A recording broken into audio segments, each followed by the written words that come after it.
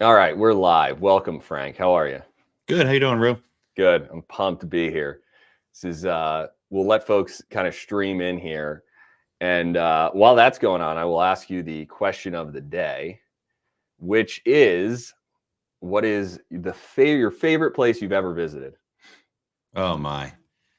I used to love going to Seattle. I did a lot of domestic travel. I've been to every state but 5 so far. And Seattle, I love being on the ocean. I love the food. I love the kind of connection to nature. And then probably about 10 years ago, I discovered Portland, Maine, which being from Philadelphia is a lot closer than Seattle Yeah. and gives me a similar experience. So like Portland, Maine's kind of my happy place, my go-to city. Yeah. Love it. All right, for those folks joining in, drop the favorite place you've ever visited into the chat, and then we're going to kick it off here with Frank Shultz. Um, well, awesome, Frank. It's good to be here with you. We're going to do quick intro, and then we'll just kind of go through your background and just kind of kick it. So with that, for folks that are joining up on the line, I've got Frank Shultz. He's the CEO and the founder of Infinite Blue. They're the leading provider of enterprise resilience solutions. And before founding Infinite Blue, Frank worked as both a sales engineer and a product manager role at both startups and established companies. So I'm super excited about this one, Frank, because you've got the background of a lot of the folks that are going to be attending this.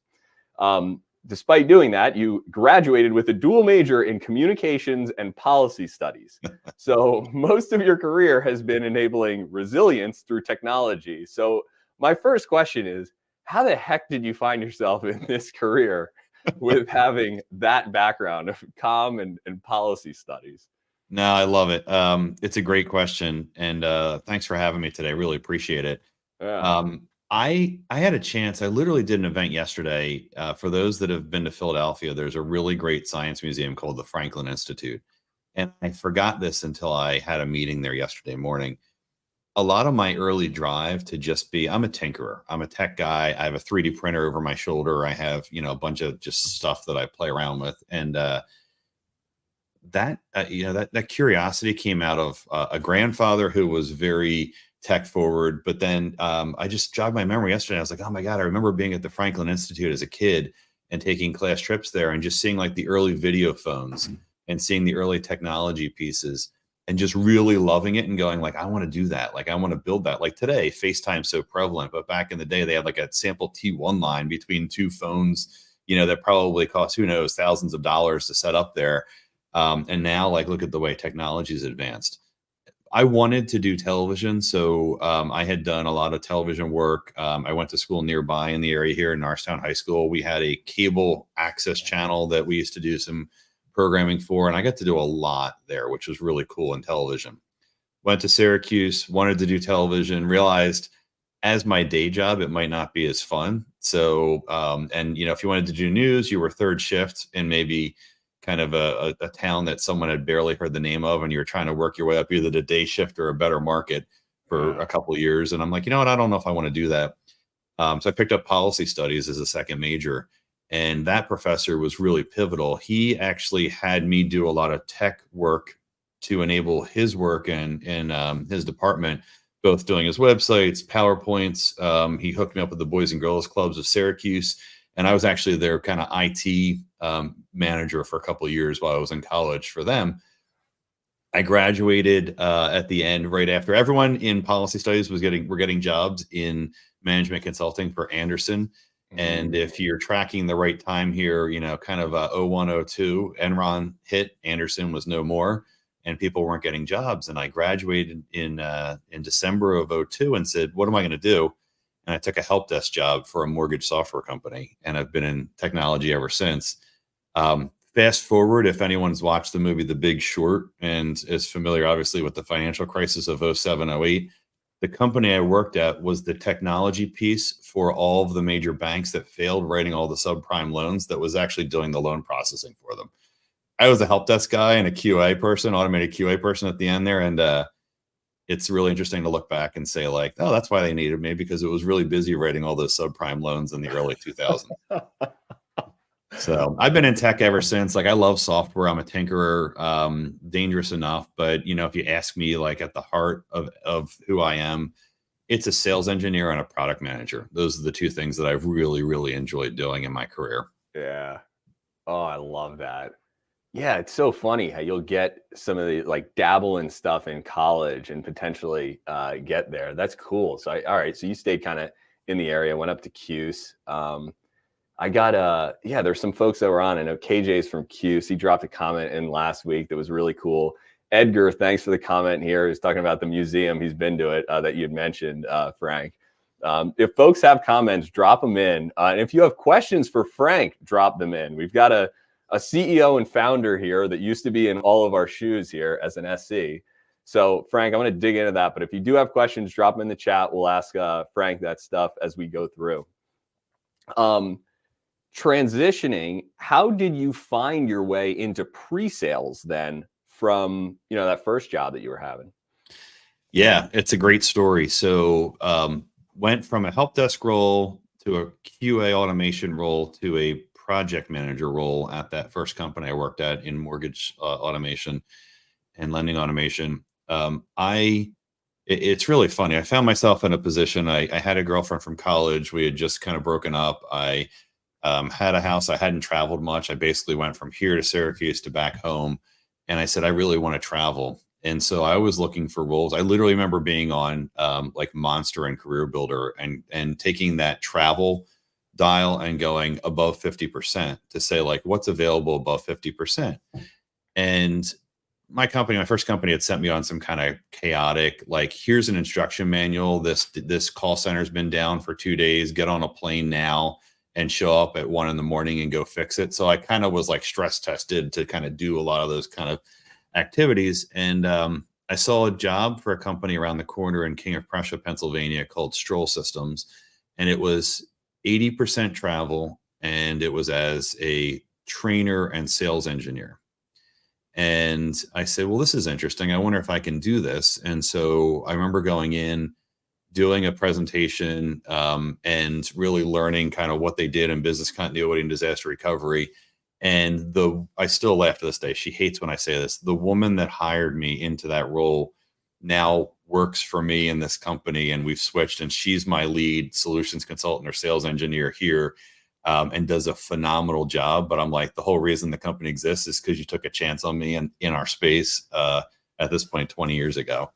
So it was really cool. But I love when you can put a piece of technology in someone's hands and they smile because it makes their lives easier or better. It's not about the tech. It's about what the tech enables and unlocks. That drives me in anything I do.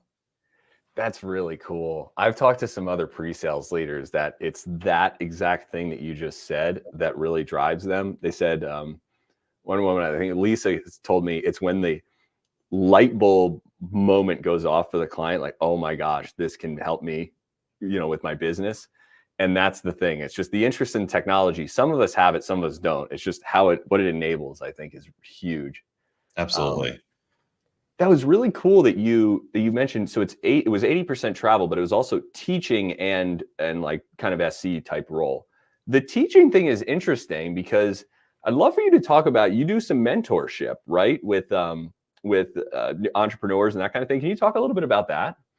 Yeah, definitely. I think the journey I've been in, so Infinite Blue's been around a little over 10 and a half years. I'd worked for other startups before. I'll tell you, Infinite Blue was a blend of not doing all the things that annoyed me working at startups before this, and doing a lot of the things or unlocking a lot of the things that I either liked or wish we had done at other companies. And so, I do mentor some startups. I try generally to kind of do 2 or 3 startups that I can mentor, and I've done this for the past couple of years. And it's really interesting to try and kind of take a passion someone has and unlock that and build it into a business. I find that passion has to be there first, or kind of, it's either a knowledge or a deep understanding of a space, or a passion that kind of drives them in a space to enable something greater that really works really well. Some of them don't start or don't work because if we try to do something and maybe it's not their passion, or it just is something, it's like, everyone wants to make money, but I found making money is the key driver. A lot of times it's hard to start something because you're more focused on, you're not willing to invest before you kind of pull back something Mhm. from it. It's all a balance.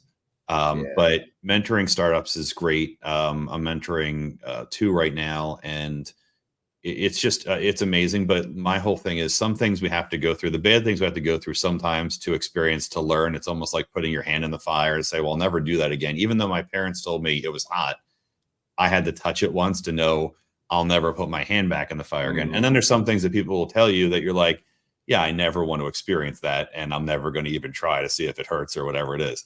Yeah. That's the part that I try to, work with budding entrepreneurs or entrepreneurs to say, like, what can I teach you that I've learned, and then what do you just need to learn on your own to figure out to kind of go wherever you want to go in your Yeah. journey. Yeah, that teaching bit sounds like it's kind of was stuck with you for a lot of your career then. Uh, Definitely, I love the teaching piece. Enabling other people to really unlock a lot of their potential is a driver. I do coaching for college freshmen. I generally take 1 to 2 college freshmen through the Coca-Cola Scholars Program that I'm a part of, even out of college.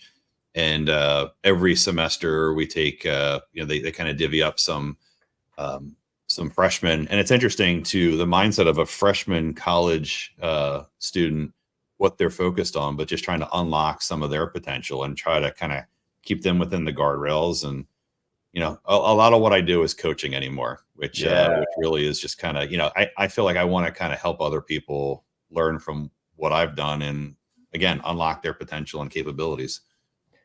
Yeah, I love that. And I was thinking about, I wanted to ask you, what is what's your role mainly consist of now, kind of at the CEO level? Unpack that a little bit. But maybe before we do that, I don't know, you Yeah. see the comment that Armando had dropped in here, which I thought was interesting. He said, and put it up on screen. Curious to get your thoughts here, Frank. Armando, you mentioned that you started as an SC. As you moved towards the CEO position, how did you reconcile the moving away from technology and moving closer towards people and business building? And oh man, this is so something that is top of mind for SCs. Frank, what are your thoughts on that?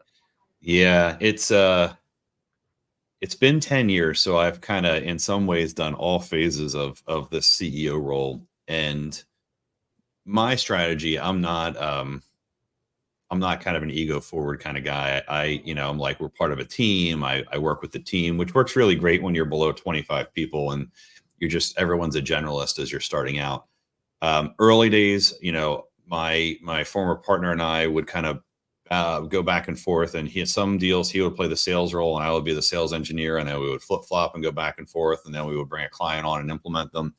And we grew very quickly. So, we're an organization now. We have offices on 3 continents. We're about 110 employees, just under 200 customers globally. And so it becomes the shift of my role becomes interesting. But the one thing that I have done, and I think is really important for me, is I'm not that traditional CEO that's going to come in and I'm all about the business and the numbers and the business of running a business first. I'm very much a product person, and so we've kind of my COO's he is amazing. We've balanced the workload between the two of us, and he's been with me almost 6 years now, and so we kind of balance this aspect of like each year, what do you want to work on, what do you want to focus on, what's important to the business. And last year we did an interesting exercise. So he had taken over everything but product management and our tech teams, and I had kept those and kind of had him as directly reported me with everyone else underneath, and I had taken just the tech and product. And it worked really well because it allowed me to still work on product. We released a new product about 1.5 years ago called Sonari, and it allowed me to spend more time with product management and with dev where it was needed. Mm, And then this year we came into it and we're like, okay, we almost incubated a startup within the company within that product, which was really fun for me to do because, 10 years in, you're like, okay, a lot of it's scaling now. We're not doing broadly new things. We're doing a lot of more of the same. And that kind of, as a founder, can get boring, but I find ways to kind of mix it up. And so now we're back at the point where like, okay, we're out of startup mode with clients on that new product. Now we're going to look and kind of like bring it back. And now I'm kind of in more of a traditional CEO role, which is interesting how you flow back and forth. But I still, I meet regularly with my product and tech teams. That's the bulk of my week and the meetings of my week, which is interesting. And that's just really important to me. So I got to make it. I didn't come into the role. I was able to make the role what I wanted it to be by starting the business, which is interesting because there are CEOs, they're scaling CEOs. They like to just come in and they'll come in on a B round and they'll kind of say like, here's what we do. We're going to look at new regions. We're going to scale up sales and marketing. We're going to, basically focus really on numbers and ROI. And numbers are important, but the people part's really important to me too. And the product part, I got to be happy when I come into work as well. So it's a balance of like getting my tinker time, but also getting my customer facing and kind of people time too. That's really cool. I like how you're able to kind of carve out the niche that is going to keep you happy, which is sort of that product and tech focused, as opposed to just bottom line numbers. And there's no wrong answer either way. Like people are built one way or the other.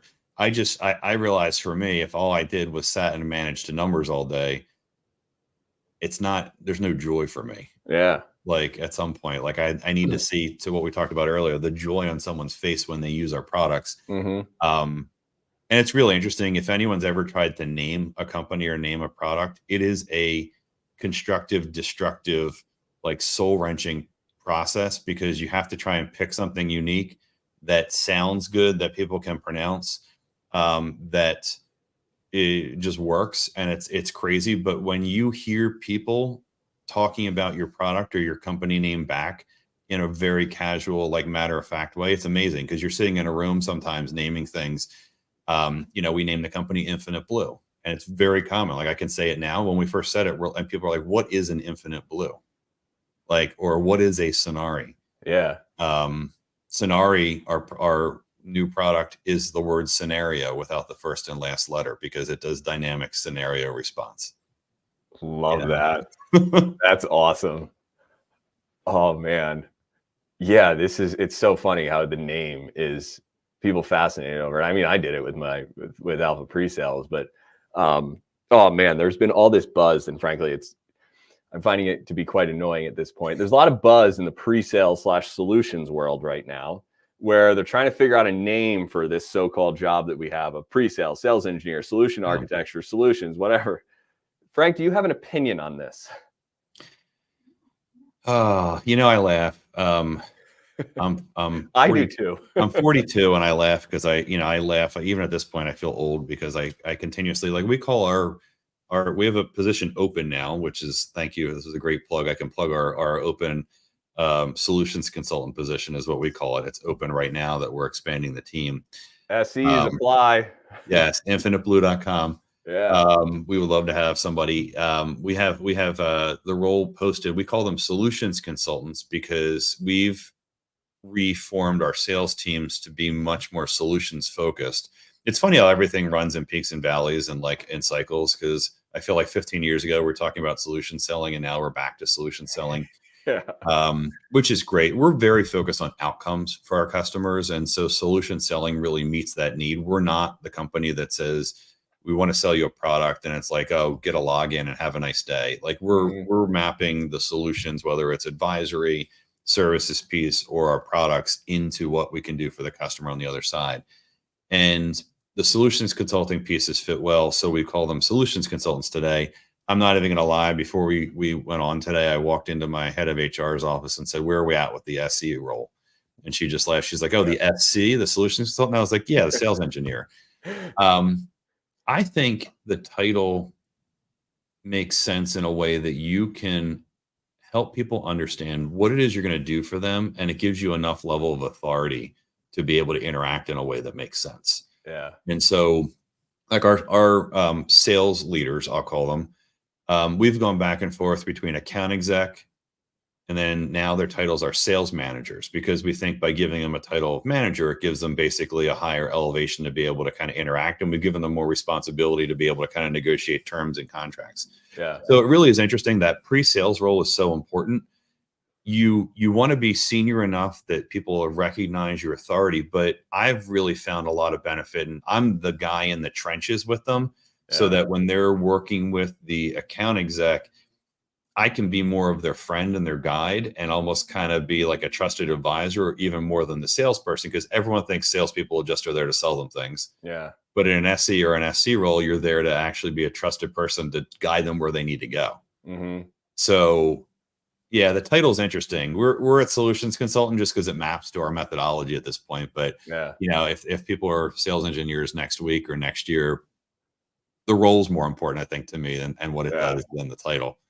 Yeah, I don't really dwell much on the name. It's just funny. There's a whole lot of buzz going on around it, and I'm like, tomato, tomato. It's not, just help the customer. That's your job. Trusted advisor. You want to be a trusted advisor. You want to be a trusted technology advisor that you can unlock, again, the potential for a customer to be able to take your products and be better off with them than they were Yeah. before. So on the SC front, I'm curious to get your take, and if folks on the chat have some thoughts on this, drop it in there too. Frank, what are your pre-sales or sales engineering pet peeves? You know, we just met. We do a lot of trade shows, spring and fall. We do most of our demos anymore. Probably 95% are Teams or Zoom, Mm-hmm. and so we're not on site as much anymore. But it doesn't matter. When we're going to have people present back before we go on our trade show circuit for the spring, every year we have people demo back to us PowerPoint leading up to the actual product demonstration. All our products are SaaS, so it's a web browser they use to demo them. Mm-hmm. Having a TV background, I am a make everything look like a very polished production person. So when I do this, a demo, I will have my PowerPoint up. I'll very quickly Alt or Command Tab over to the application. So it's a very quick transition and it's there. You're not seeing me go around my desktop. You're not seeing other apps. You're not seeing my email pop up. My computer's on Do Not Disturb. My phone's off. Things popping up on top of it that make it not look like a polished production drive me absolutely insane. So when your alerts for your Teams or your Slack messages pop up, or I hear that kind of tongue click sound of Slack going off while we're doing a presentation, drives me insane.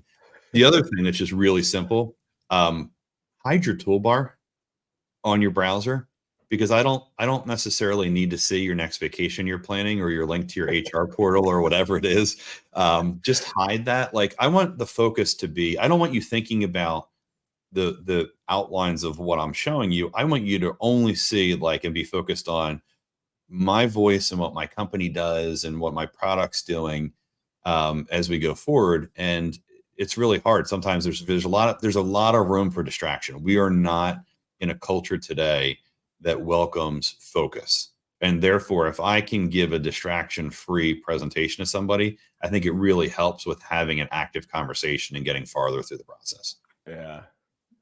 Oh man, it's so annoying to see that stuff. Or yeah, I had a coworker that did I think they called it like the distraction-free presentation, and it was exactly what you just mentioned. It was do not disturb, hide toolbar, get rid of all tabs, mute notifications.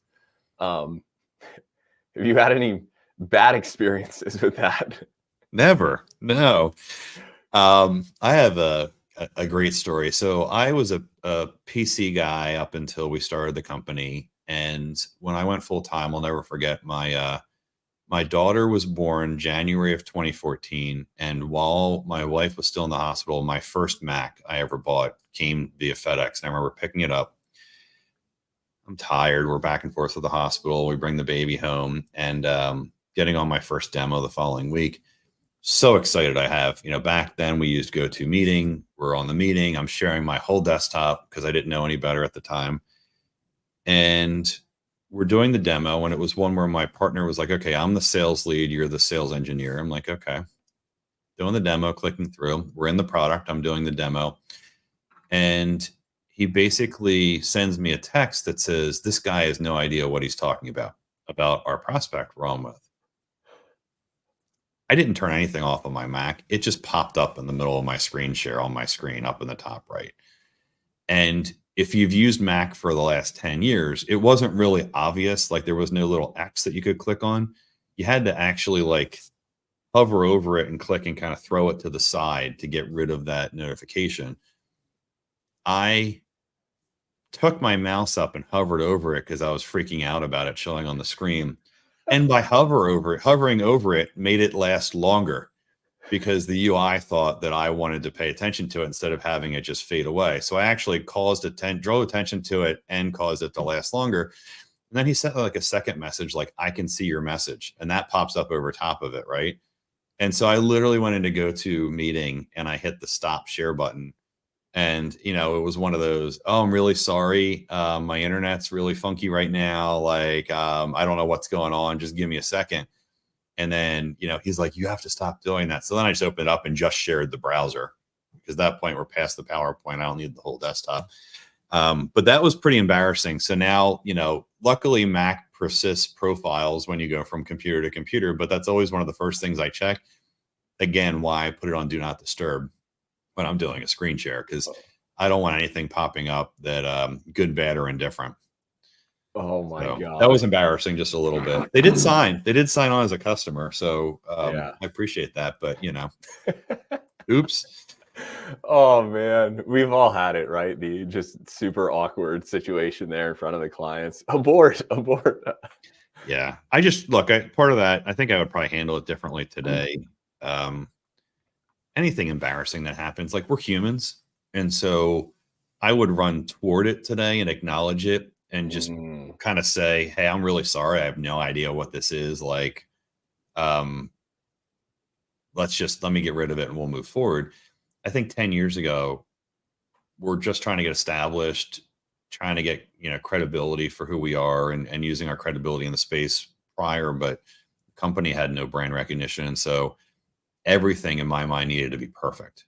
Yeah. We wanted everything perfect. I also, by the way, another pet peeve, misspellings in a UI or on a PowerPoint. Yeah. Please just read through it. If you're going to make something, you know, entrepreneurs, we make a lot of things just in time. Read through it and double scan it and give it to someone else to look at before you show it. Just make sure it's not misspelled, please. Yeah. Yeah. Oh man, I'm so guilty of that. I mean, heck, I did it with your name earlier. We talked about that, right? Frank with no C before the or in between the S and the H. But yeah, it's really funny because I don't have that eye, and I'll do a double check, and sometimes I'll miss things. So I actually had a coworker that was way more detail oriented than me, my CSM. I'd be like, hey, can you proofread this for me? He's like, yeah, this is terrible. You like clean it up completely for me. Yeah, look, and I laugh. And then the flip side. So my head of marketing, I've known her for 15 years now. She's been with us since the beginning, 10 years in some capacity, part-time and then full-time. She's a great balance. But even now today, like we pay a proofreader a couple $100 a month that we send stuff to just to like read through it and edit it. Like at some point you're like, okay, it's not worth the time to do. But yeah, it's just weird. It's amazing how when you're pitching a Fortune, you know, a lot of our customers are Fortune 500. We have 4 of the Fortune 10. You don't want to walk into one of the Fortune 10 companies and have your name spelled wrong or your product name spelled wrong or anything. Like it just got to look tight and got to look prepared. That's the biggest thing for me. No, you're at an elite level there. Everything's got to be buttoned up and good. Well, cool. Quick check. So for folks that are just joining up, I've got Frank Shultz, CEO of Infinite Blue. Frank used to be an SE and also product manager. And so if you've got questions for him that you want to ask for someone who's been through the ranks and now founded a company, drop them in the chat. We'll ask Frank that stuff. Frank, you mentioned a little bit about this where you said now if there's something awkward, you'll probably call it out in a meeting. Yeah. But a question I love asking leaders is, what advice would you give your younger self? And I'd say more specifically, your younger SE self. What advice would you give your younger SE self now that you know after getting a few more years on you? Hindsight is 20/20, isn't it? Yeah. I think about my parents and grandparents giving advice when I was really young, and you never want to take their advice. You want to, prove it to yourself. It's that whole hand in the fire kind of thing. I got to feel the heat, so I know never to put my hand back there.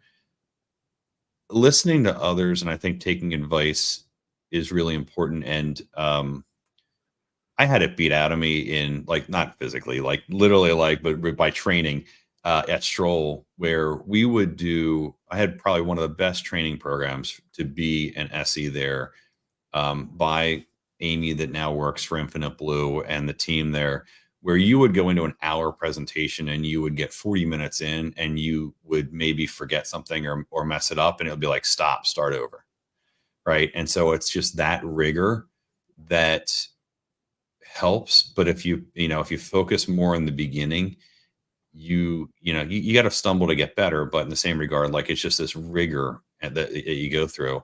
And that really worked well for me, because I had done a lot of things that just came easy to me in life before. And so for me, learning and polishing that trade was really helpful. I think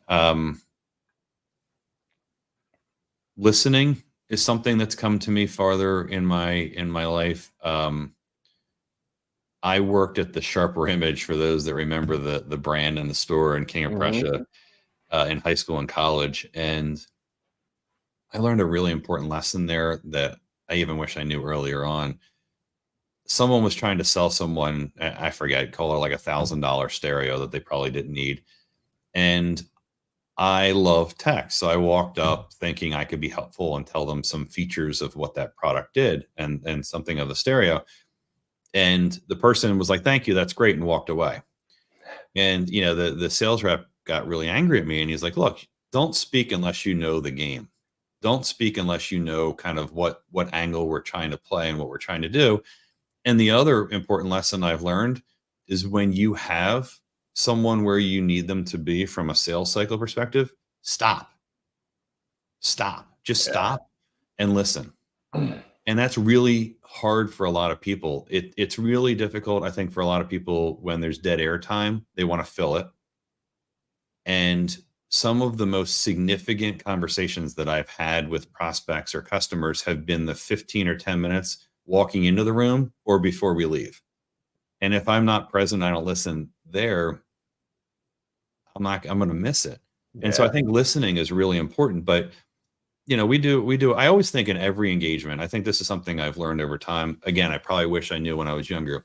Every engagement you go into with a prospect or an upsell opportunity with a customer, think about what you want the outcome to be.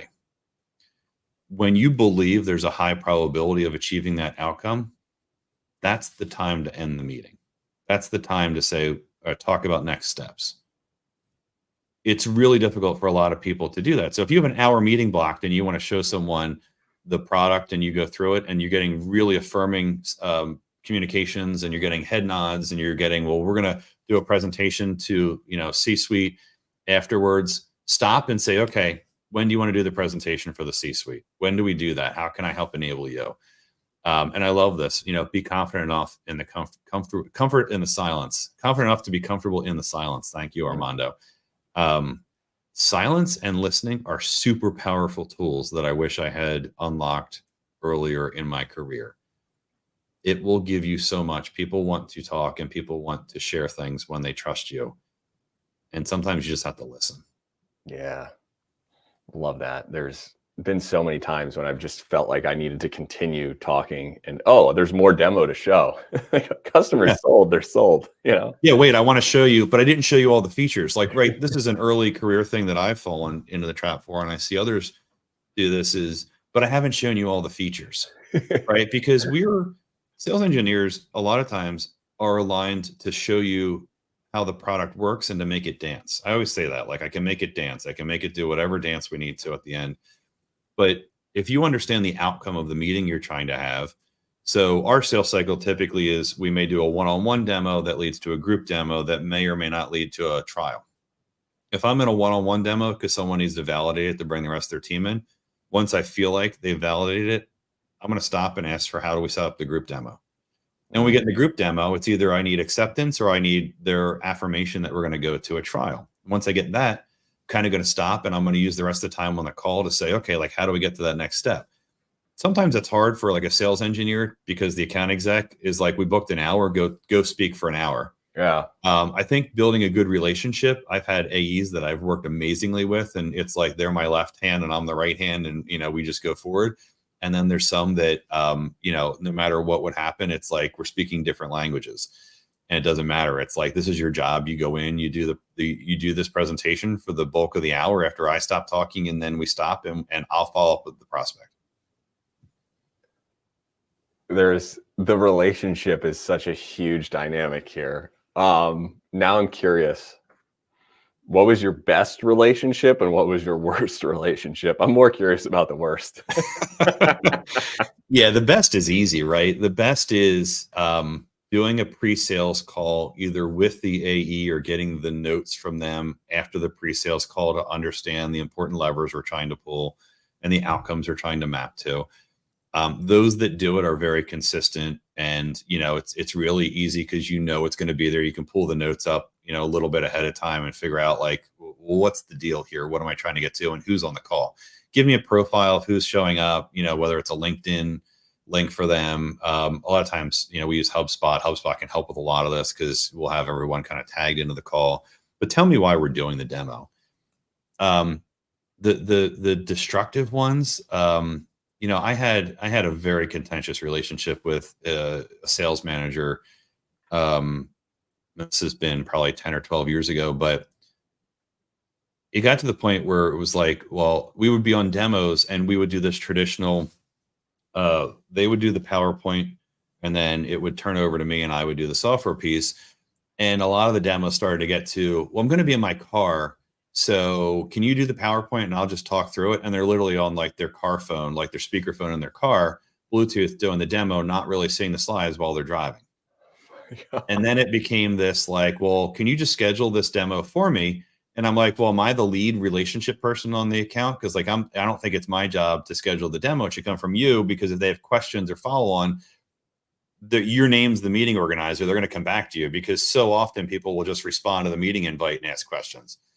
No, your job is to set up the meetings. And I'm like, well, okay. Well, I remember having a really uncomfortable conversation and saying something to the effect of, you get 10% and I get 2% commission on this. And if I'm doing more of your job, we're going to need to slide the scale a little different in the other direction. Yes. And it not being taken very well on the other side. So like, I think understanding the boundaries, and every org's a little different, but understanding the boundaries of the roles are so important, so you can understand what the expectations are when you meet someone else. But I've been in companies where I've supported, kind of a rolling lead of 20 or 30 account execs. And I've been at companies where it's a 1-to-1 pair. Yeah. Who you like to work with, and who's kind of going to sit back and eat pop. I literally had one sales manager that we did a 2-day proof of concept on site. I'm up front sweating. The product's not working where we need it to be at a former company. And I look in the back and he's leaning against the wall eating popcorn. I can't even make it up. Eating a bag of popcorn. And I lost it. I'm like, and afterwards it's like, okay, like, here's what I need from you, like, to be successful and for us to go forward. Here's what I need from you. It's hard. It's a hard conversation to have, because we're kind of sometimes at the bottom of the rung, right? Like it's you're a peer of sales, but you're also not. And it just depends on how that role's positioned. So it's interesting to me, for those, in chat, is how are you positioned in your company? Do you feel like you're a peer of your AE, or do you work for your AE? Because that can change the relationship in a lot of ways. Yeah. Yeah, that one's tough. I'm curious to get folks' thought on that. I've always seen it as a partnership. A good friend of mine, Sarah Jones, had mentioned that I think she said pre-sales and sales are like siblings. Yep. That's when it works best, right? Yeah. It doesn't work best when it's, contentious or there's silos up. Like I think of, as an SC, I think of myself as a resource that's available when I can come in during the sales process at the right cycle for what needs to happen. And then there's times legal is going to come in, and there are times that your CX or your CS team is going to come in to maybe scope out an implementation. And so there's all points in the life cycle that these resources are going to be important, but how much of the whole process are the SEs carrying? It's going to depend company to company. Yeah. I don't know the right answers either. It just depends. Yeah. It's a tough one. And it's I definitely see it at different cultures within different companies where it's the SE is just a resource that I'm going to plug in when I need to versus they're truly a partner. Um, nice. So a lot of folks that listen in on this are either in pre-sales individual contributor roles or in management roles. I'm curious for the folks that are like thinking about the switch. Can you talk about the differences between sort of having that individual contributor role where you're just, your job is to advance a deal versus managing people? And I mean, heck, you got a whole lot of people now to manage as CEO. Can you talk about that? Yeah, I think it is different. When when you're an IC, it's very much, I want to know what my goals are. I want to align them to the company goals, and I want to make sure I can achieve those. So, we have this year we have 4 top line goals across the company.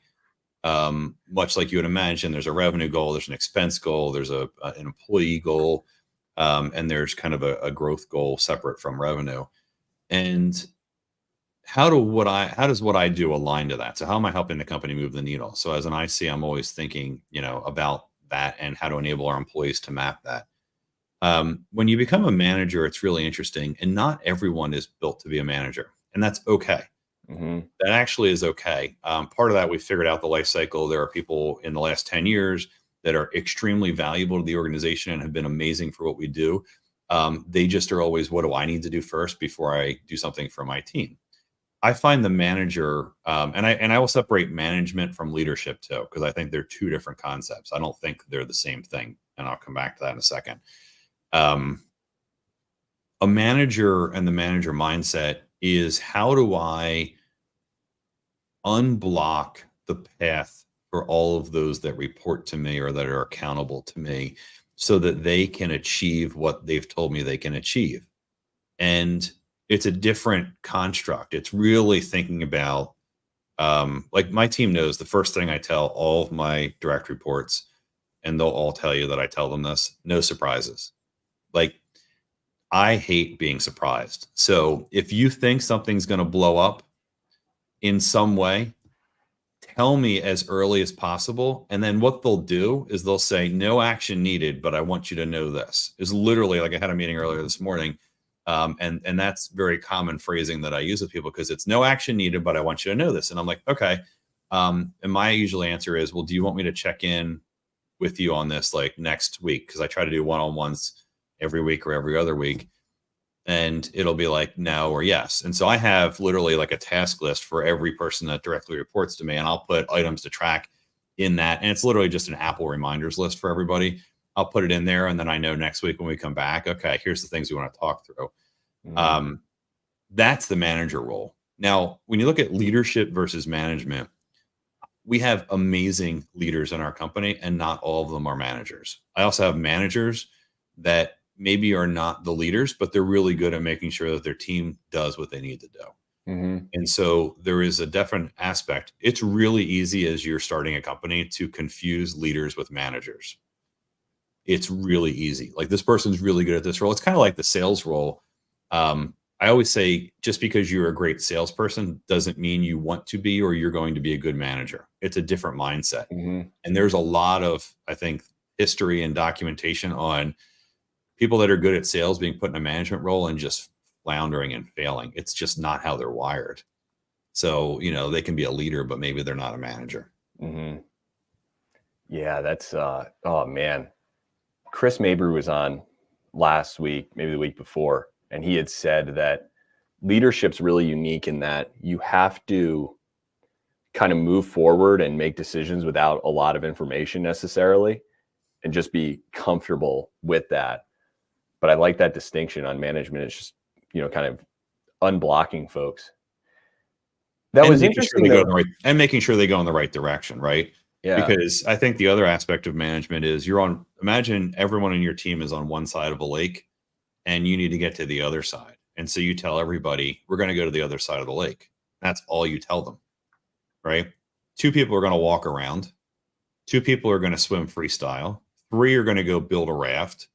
and the other one's going to go try to buy a raft from somebody else because they don't know how to build a raft, right? Yeah. And they're all going to end up at different points on the other side.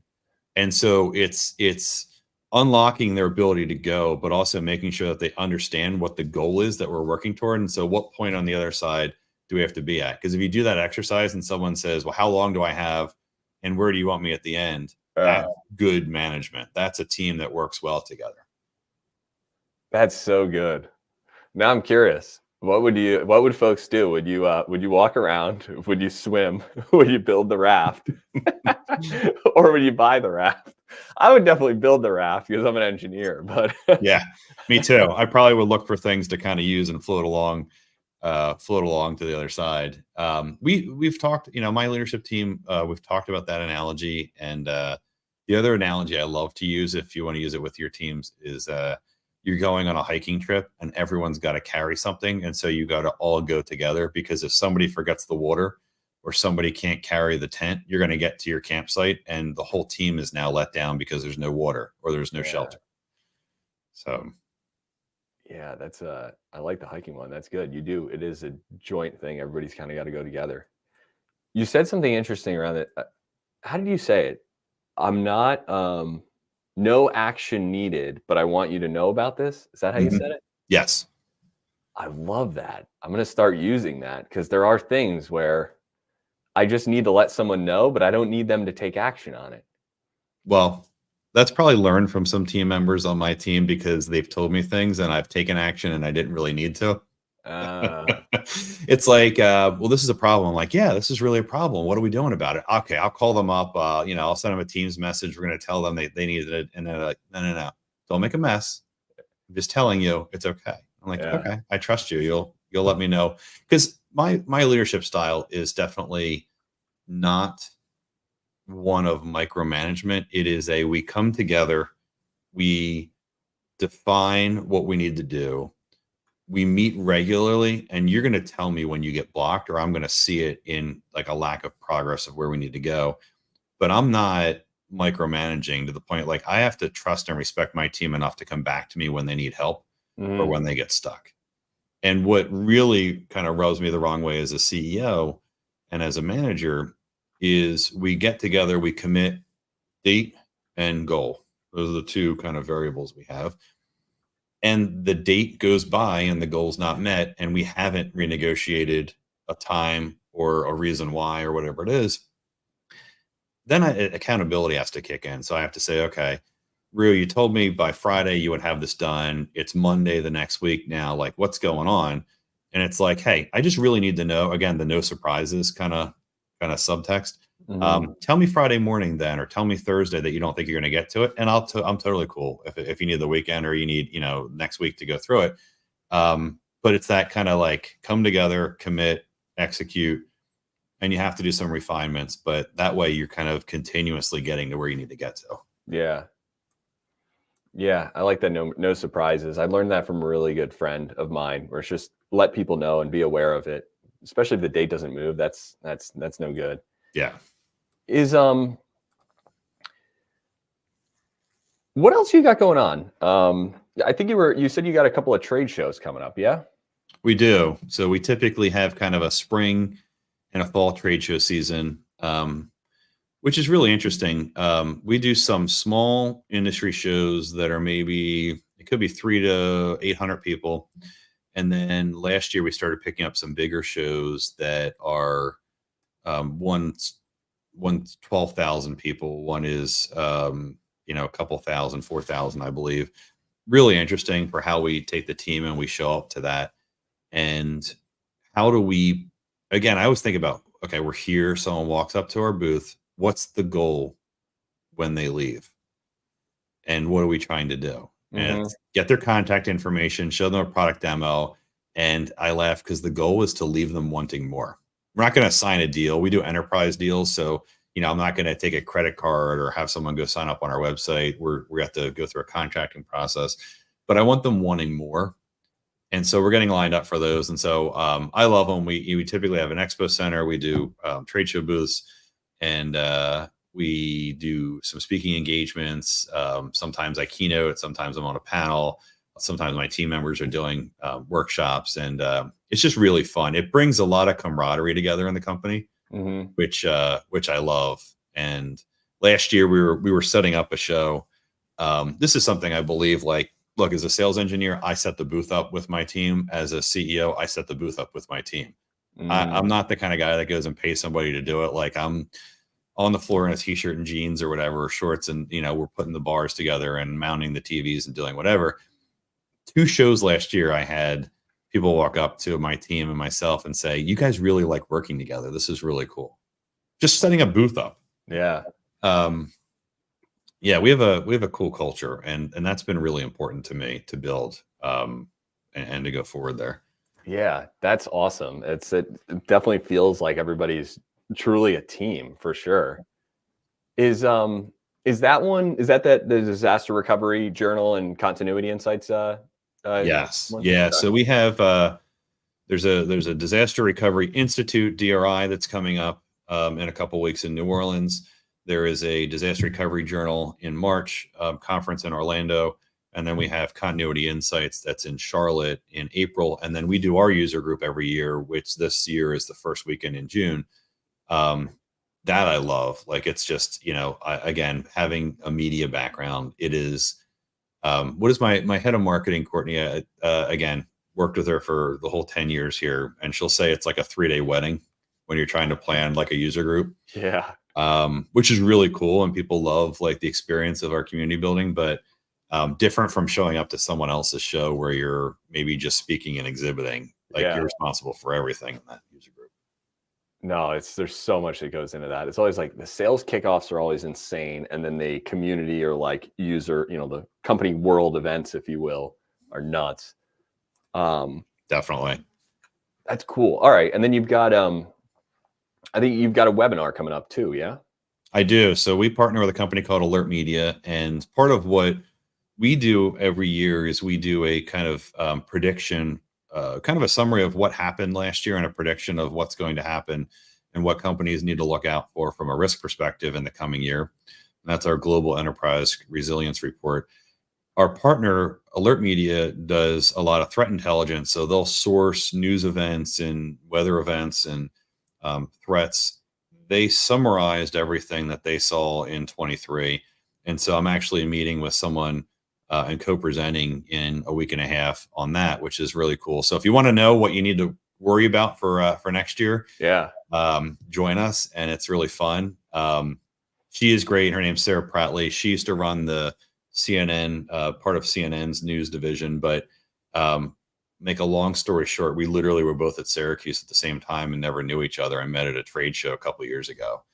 So it is a small world. That's crazy.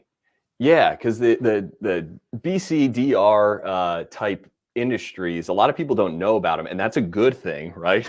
Yeah. Yeah. So, these guys, I mean, I don't know if you have any funny analogies on that, but I feel like, Frank, the goal of all these programs is you don't want to be known in this industry. No. Look, I laugh. I mean, people don't really think about the aggregate of everything that we're dealing with today, but there were 28 over $1 billion natural weather events in the United States last year, which is the record-breaking year in recorded history of how many billion-dollar natural weather events occurred. It is really crazy. But my favorite slides to use right now, and you can go and do this yourself without the visual. If you go and you Google population density map, and there's a really cool, I think it's NASA did one that has areas that are densely populated kind of in a lighter color, a white color, and everything else is kind of darker. And then you go and you want to go to FEMA site and you want to search National Risk Index. So FEMA NRI, National Risk Index. And you compare population density with, at least for the United States, the highest risk areas for natural weather events. They are grossly overlapped. Like the riskiest areas in the US are South Florida, Houston, Texas area, the coast in California. When you look at the maps, part of kind of New York, New Jersey, when you look at those maps, that's obviously where we have some of the densest concentration of people living. Therefore, everything costs more. Things are going to cause more impact, and these weather events aren't stopping. So, Yeah. I love part of what I get to do. I get to geek out on like threat intelligence stuff too, and really cool trip. We do some work with the U.S. Chamber of Commerce Foundation, and I got to tour the National Hurricane Center a couple weeks ago, which was just like a geek out event for me. So yeah, super cool. Yeah, that's awesome. Being in a role like that where you can kind of get to these sweet little events and geek out and that kind of thing. Yep, definitely.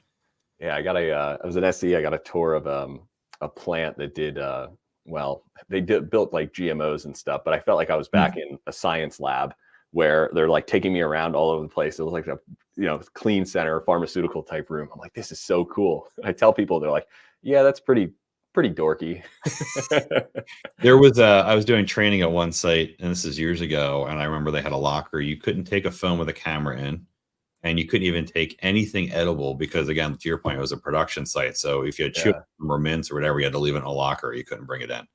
It's nuts. Like, okay, but yeah. Cool. Well, we're getting up on time, so I definitely want to save time for the alpha pre-sales question, which is a question I ask all of my guests. And this question is, I'm going to first ask you a question. I want you to think of a person in your head. And then I'm going to ask you a follow-up question. So just step one is just let me know when you've got an idea or a person in your head. Okay. So you ready for it? Yes. Okay. So I want you to think of the best sales engineer that you have ever worked with. I want you to get them up in your head and let me know when you got them. You can't pick yourself. I wouldn't. Okay. All right. What did that person do that was unique or special?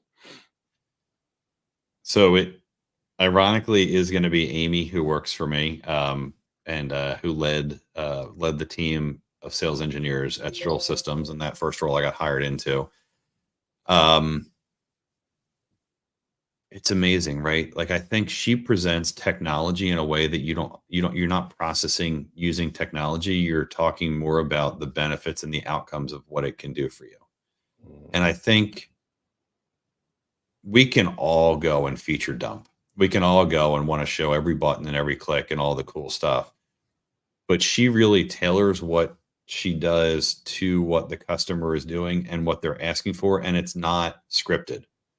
We all have scripts we write, and we have flows of PowerPoints and the way things go. And, it can be disruptive when you don't know the content. If everyone hates the demo where you do it and there's no interaction, but then it's also annoying on the other side where you get to that demo and people are interrupting you every 30 seconds. Yeah. She, in a way, can take that every 30-second disruption and make it true engagement in a way that actually helps the prospect get to the point where they're comfortable.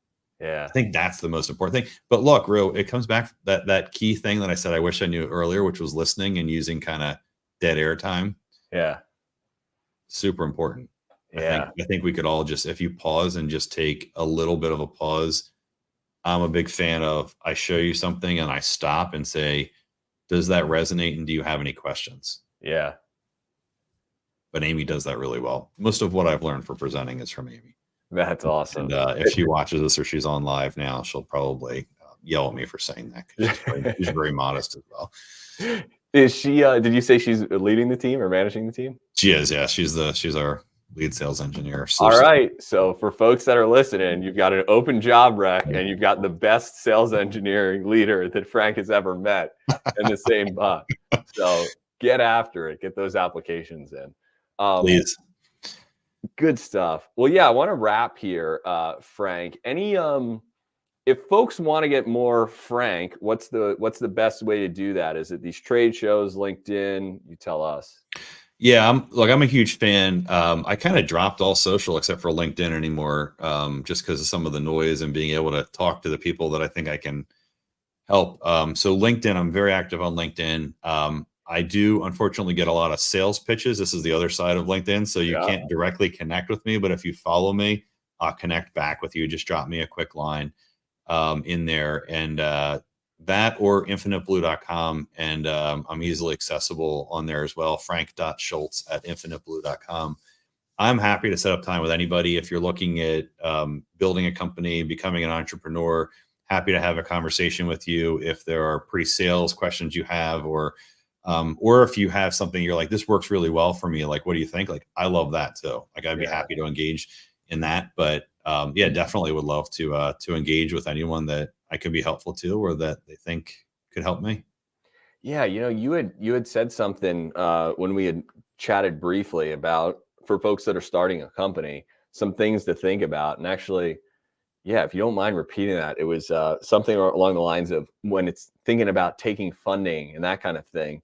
That was just a great lesson that I feel like was really applicable. Yeah, so funding was really interesting to try to get in the last year, because there wasn't a lot of it. Everyone pulled back. When you're starting a company, I think you have to think intentionally about what levels you want to get to, almost a little bit of a plateau, and how much money you need to get there.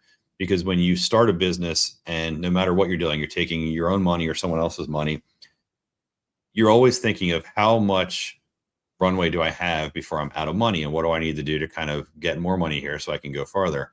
And so you have to think really hard about how far and how fast you want to go, and when you're willing to take capital and sell part of your company to get either faster or farther.